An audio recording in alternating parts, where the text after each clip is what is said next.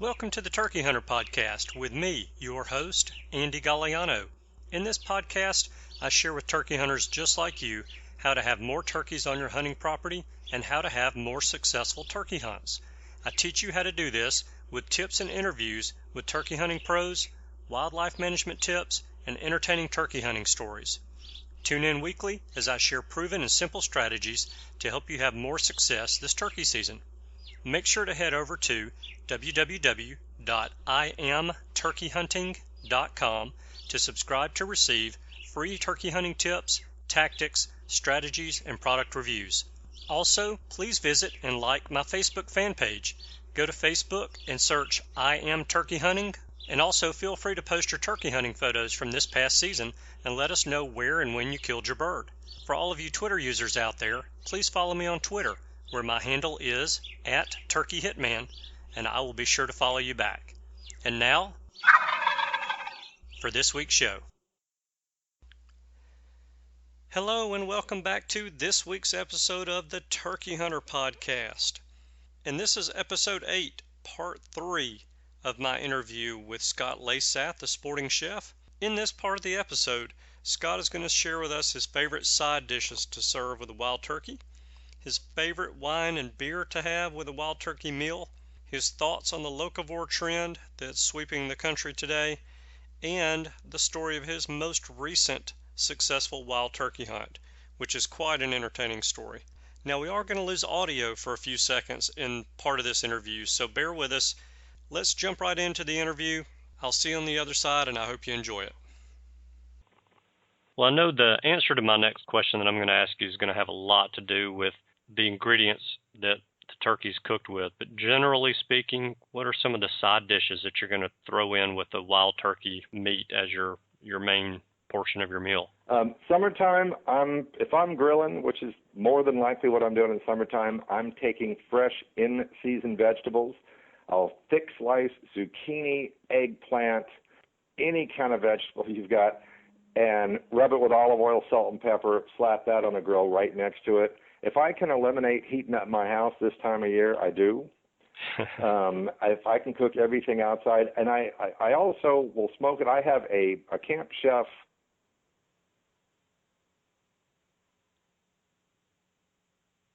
And I've cooked an entire Christmas dinner in that. I had my oven go out on Christmas Eve a couple of years ago. And so I love loading up the smoker. I'll go low heat on the breast, get a good head of smoke on it, and then I'll crank that thing up and I can put the vegetables in there. If I'm just doing it on any grill them. You can put some potatoes on there too. Get the potatoes cooked about halfway, rub them with the same olive oil, garlic, whatever, slap them on the grill. To me, the key is to get out of the kitchen. If it's wintertime, I'm more of I love acorn squash, butternut squash, a nice steamy pile of garlic mashed potatoes with some blue cheese or horseradish mixed into it works great with that turkey that's cooked either on the stovetop or in the oven. In the South, we call it comfort food. Grits. Nothing like cheesy grits next to that wild turkey, too. That works real well. Half the people listening to this podcast are going to be north of the Mason-Dixon line. They're not even going to know what a grit is. Well, we'll call it polenta. How's that? Yes, they'll know that. I was in San Diego cooking a dinner in June at this fish joint as a guest chef, and I did kind of a low country Charleston type of deal. I did shrimp and grits. And I said, now I know, as soon as I say grits, I'm looking at your faces, and you're going, that sounds horrible. I don't know what that is. And I'll say, think of soft, creamy, cheesy polenta. That's what I'm talking about. Mm-hmm. Yeah. Grits, bacon, cheese, those are the things you can put on just about anything and make me happy. I hear you. Or put with anything. So, yeah, definitely. All right, so I like to come out of the woods every now and again, come off the lake every now and again, take a shower, put on a clean pair of pants and a nice shirt. I'm going to go ahead and admit I'll have a glass of wine with dinner. Of course, I'm going to have a beer every now and again. Mm-hmm. Tell me your favorite beer, with and without turkey. Right. And then tell me your favorite wine to have a glass of wine with the meal you just prepared that has wild turkey in it. I can only drink a couple beers. And my beer's got to be really cold.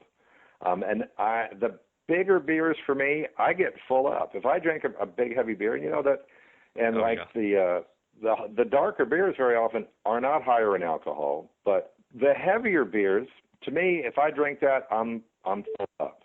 So right. I like a pale ale, pretty standard pale ale. I don't put an orange or any of that stuff in my beer. I just like beer to taste like beer. And my go-to wine right now is Michael David Petite Syrah, which doesn't bury the flavor of whatever it is I'm doing with the turkey. If I'm doing something a little lighter in flavors, I'll use a Pinot Noir. But Michael David here in Lodi, which is a booming, growing region in California, they're my favorite. Well, cool. Do you use any wine? I know you mentioned tequila, but do you use any wines when you're cooking turkey? You mentioned a white wine, maybe. Oh, sure. I use wine a lot. What I don't use is good wine, and the Food Network standard line is don't cook with a wine you wouldn't drink. Well, most restaurants, the wine they use is out of an 18-liter box.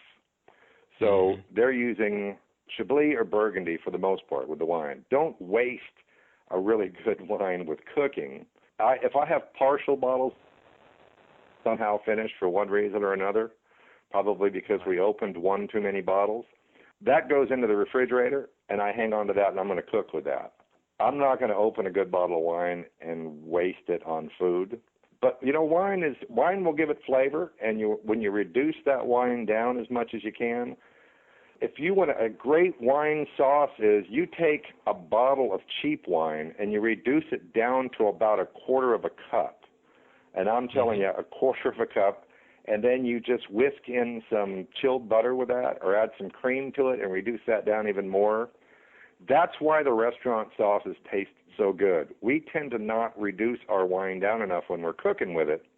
But when you do a wine reduction, if you've got a half a cup of reduced wine, it's going to take you 2 pounds of butter in order to thicken that.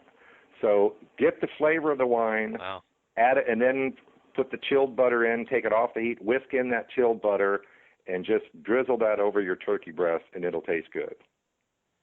Did I hear you correctly? You said take a whole bottle of wine and reduce it down to a quarter of a cup? That's about it. Oh, yeah. Holy cow. Yeah, that's going to concentrate it a whole lot, and you don't need to smother your turkey with that. I mean, if you take that and then you take about, say, a half a cup, 2 sticks of chilled butter, cut it into chunks, you take that quarter cup of reduced hot wine, and then you take it off the heat and you whisk in that butter a little bit at a time until it's all emulsified. Season it with a little bit of salt and pepper. It's delicious. Sounds like it. A lot of chefs seem to be focusing today on the hottest trend, or trendy word to use would be locavore, but kind of the fork or farm to fork, or the field to fork, whatever it is. Yeah, all of that. So what do you think is really the push for all of that? And it's something you mentioned to me earlier off the recording, is that you and I've been doing it for years. Why do you think it's so hot now and so trendy now that it's getting all this attention? It makes sense to source local ingredients as opposed to, we've gotten to the point now where we can get watermelon. We don't have to wait for watermelon to get in season. We can get it out of South America in January. Or, we get our peaches and our nectarines and all that from South America in the wintertime. I prefer to get seasonal produce when it's in season. To me, that's how I'm going to, if I've got a recipe that calls for a summer vegetable or fruit, and it's February, I'm not going to use that recipe. And if it calls for tomatoes, I'm going to use canned tomatoes because I know that the tomatoes in the grocery store don't have any flavor at that particular point anyway. So it makes sense. And you're right, it's a trendy deal. And there's a lot of people that are getting back to their roots. You know, we find people that have never hunted, and they're in their adult life. They're in their second or third quarter of their life, and they said, you know, I want to go shoot a deer. Mm-hmm. And I'm okay with it. You know, don't pretend it's that big of a deal. I mean, we've all been doing this for a long time. Right. And you know, we shoot deer because we like being in the woods, and we've grown up doing it, and we like to shoot our own food, but we don't do it because they do it on the Food Network. Food Network has changed the way we look at food. When I was growing up, we had a handful of TV chefs. We had the Galloping Gourmet and Julia Child and Justin Wilson, and you know, they were celebrities. But since Emerald started doing Emerald Live on the Food Network, and I give anybody that can do an hour-long show, and I think he did 1,000+ shows at prime time 5 days a week, that's not easy. But, you know, Food Network has changed the way we look at food. They have to keep us every week. They need 300 new recipes for somebody. And, you know, now you go to the drive-through and you've got a Chipotle this and a free-range this and whatever it is. And so we've kind of complicated it. I don't know what's trendy. I don't keep up because it's, you know, whatever's here today is going to be gone tomorrow. But the locavore to me makes complete sense, and that's kind of the way I've always cooked anyway. Use what's in season as close as you can that wasn't shipped in a container, picked green and shipped in a container across the world in order to get to you. So we've been doing it for a long time, and I told you I think that's the first time in my life I've ever been hip. You know, to quote Barbara Mandrell, I was country when country wasn't cool. So yeah, I was a locavore when it wasn't even a word. Yeah, who'd have thought we'd be trendy, right? Exactly. Well, the last question I have for you is: you're an outdoorsman and a turkey hunter. Mm-hmm. Can you share with us the story of your most recent successful wild turkey hunt, and maybe one or two things that happened during that hunt that you think made that hunt successful, that were the keys of your success during that hunt? You know, I'm pretty fortunate. Here in Northern California, we've got a lot of turkeys. Yeah. And we got a lot of ducks and got a lot of turkeys, and that surprises a lot of people because they think it's Baywatch out here, and it's really not. Exactly. I'm in the other California, somewhere between Lake Tahoe and Napa Valley. And, you know, on this last spring hunt, it was actually both successful and funny. We had turkeys that just bombarded us. We set up at exactly the right place, and they were basically landing on us in the morning, and it was kind of I don't know which one to shoot, and they got to move out of the way because I'm going to hit 6 of them here. And so we waited for them to scatter a little bit. We didn't want it to be over anyway. So we let them wander off, and then, we were thinking, take the cash. Should have taken the cash. They weren't cooperating after they landed on us. So we did manage to each shoot a turkey, and my buddy had a shaggy on. He had to basically do a belly crawl because he couldn't get it close enough. And he finally hit his at about 35, 40 yards. And it looked like he stoned it. And he's got it over his shoulder. It's this limp thing. He's bringing it back over to this tree that I'm set up under. And then next thing, he sets his gun down, and I look out of the corner of my eye, and this turkey's taken off, this one that I thought was dead. And, they're tough. You roll them, and they run off. And you hate to see that happen because you got to find them, and hopefully you find them before the coyotes do. But he grabbed it. He actually tackled it and then brought it back over, and he's holding it by the body and beating its head against the tree, which probably is not the way to dispatch that particular turkey. Right. Set it over. The turkey's got blood running out of its eyes. It's looking dead. And then it happened again. It took off again, and I was able to grab my gun and hit it before it got out of gun range. But that was a very memorable hunt, and I'll never be able to forget the comedy of the turkey that wouldn't die. Yeah, no joke.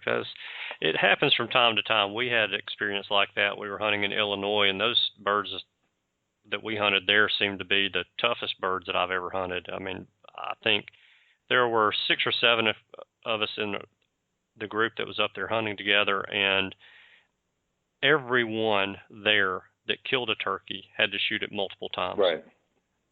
You know, so they are tough, and I don't know what it is about the Illinois birds. They seem to be really tough. So, but yeah, that's it's like you said. You don't ever want one that's been wounded to get away. Right. So you do whatever you can to go and get him.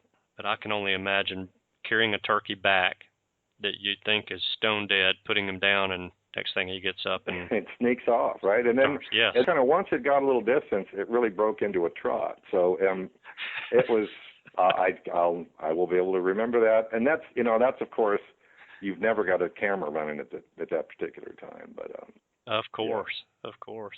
Well, Scott, thank you so much for taking time out of your off day. Yeah, man. To share the information that you did with us.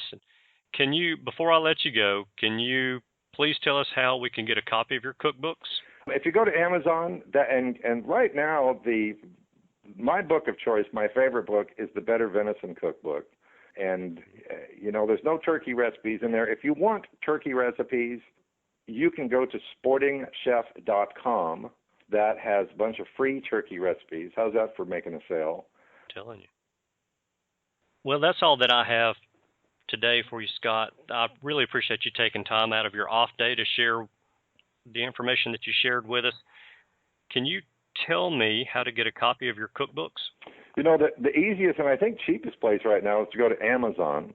And my book of choice right now is the Better Venison Cookbook. It was the most fun to write. I've gotten some really flattering reviews on it. And if you want turkey recipes, of course, you can go to sportingchef.com, my website, and we've got videos from the show. The Sporting Chef TV show is on Sportsman Channel and will be there for a long time.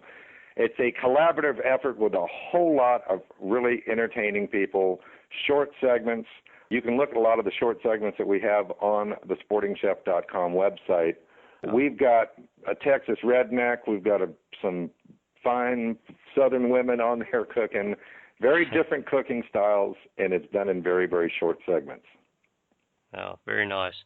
Now, are you still doing demos as well? I am. I just got back from Kansas City this week, and I've got Denver next week, and I still do, and I'll be in Birmingham in October with Baptist Health. They've got a skeet shoot event that I've been doing. I think this will be 7th year in a row, so I'll be in your neck of the woods. But I do corporate things and trade shows and consumer shows and SHOT shows and things like that. And it's a lounge act. What it is it's just I hopefully entertain people and let them know that it's okay to not cook their game so long and give them a few ideas on how to make their stuff at home taste better.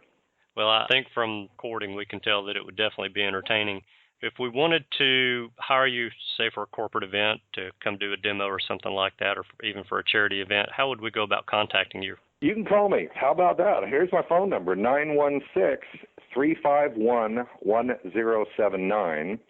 Or my email address, you can find it through the Sporting Chef. If you go to scott@sportingchef.com, that'll find me through the website. I'm easy to find. I'm just gone all the time, but right. I do check messages often. But when I stop traveling, that means I won't be able to pay the mortgage anymore. So You mean your mortgage company's like mine? They won't accept camouflage clothing or spices for payment. They need actual money. So I have to go out and actually earn a living. I completely understand. So lastly, tell me when I can watch you on television on the Sporting Chef and also on Dead Meat Television on the Sportsman Channel. Well, Dead Meat right now is not. I'm waiting to get the word on a third season, and Dead Meat Dead Meat is owned by Sportsman Channel. It's one of the very few shows that they own, so it's not going to air in the third and fourth quarter of this year, but it'll be back on next year. Okay. But Sporting Chef, current time is Sunday mornings at 7 a.m. Eastern Time. And then it's on a couple times during the week. The best place to find out what show is going to air, what's going to be on it, is to go to thesportsmanchannel.com. That's thesportsmanchannel.com. Go to shows, find The Sporting Chef, and it will tell you the current air times. We're also on Untamed Sports around the country, too, which is kind of a hit or miss depending on where you live. Sportsman Channel is the easiest place to find it. And eventually, we'll have all of those shows on TV, on Carbon TV. So you'll be able to watch Sporting Chef shows online anytime for free. Sweet. That'll be nice. Yeah. And we're loading those up now. You know, it'll be on within the next month or so. And Realtree Plus, they have a new channel also. We're going to load all our shows onto Realtree Plus as well, so that people that can't get the show, that can't get Sportsman Channel, will be able to see it anytime. I'm also on the Ducks Unlimited TV show on Pursuit every week, and most of the time I'm cooking the recipes that I do in the Ducks Unlimited magazine on the DU TV show on the Pursuit Network. Okay. So if somebody wants to see Scott, it's not going to be that hard to do. You're pretty much everywhere, aren't you? Yeah, I'm there's probably more of me than there needs to be, but it's out there. I don't know about all that. You got a lot of good information to share with those of us in the sporting world, and we appreciate that, because it's a shame to take that animal out of its habitat and not do something great with it, like put it in your family's belly. Sure, you can do something besides wrap it in jalapeno and bacon, really. True indeed. Scott, thank you again. I really appreciate you taking time out today, and I look forward to hopefully talking to you again soon, and maybe we can, on the next interview, just do some quick, simple recipes. But in the meantime, people can visit your website and pull them off of there and cook away. I appreciate it, man. Have a great day. Thank you, Scott. You do the same. Thank you. Goodbye. Hey, thanks for tuning in. I hope you enjoyed the interview with Scott and learned as much as I did. I know I'm really looking forward to trying some more of his wild turkey recipes sometime soon. If you found the info that Scott shared with us useful, then please support him by liking his Facebook fan page. Just go to Facebook and search for The Sporting Chef, and it should pop right up. And be sure to like his page and check it out often. Also, you may want to buy one of Scott's cookbooks on Amazon.com. And don't forget to visit thesportingchef.com for free wild turkey recipes. Catch Scott on the Sporting Chef TV show on the Sportsman Channel. And if you want Scott to come out and do a demo for your organization, then you can reach him at 916-351-1079, or you can email him at scott@sportingchef.com. That's SCOTT @sportingchef.com. Now be sure to tune in next week. I'm going to be interviewing Jay Salmon with OutdoorMash.com. Jay's going to share some info with us about his website and how the site can help us turkey hunters. The site has a lot of great information on it, and I feel certain that there's something on there that you'll find useful. So be sure to tune in for that. Until then, thanks for tuning in this week. I know your time is valuable, and I appreciate you sharing some of it with us. Have a great week. Thanks for tuning in. You were just listening to the Turkey Hunter Podcast. If you enjoyed the show, please go on over to iTunes and leave a 5-star review. And make sure to head over to www.iamturkeyhunting.com to subscribe for free turkey hunting tips, tactics, strategies, and product reviews to help you have a more successful turkey season. And stay tuned for upcoming episodes on hunting afternoon birds, how to film your hunt, and the breeding cycle of hens, as well as some guest interviews. Thanks again for listening. We know your time is valuable, and we appreciate you sharing some of it with us. See you next week.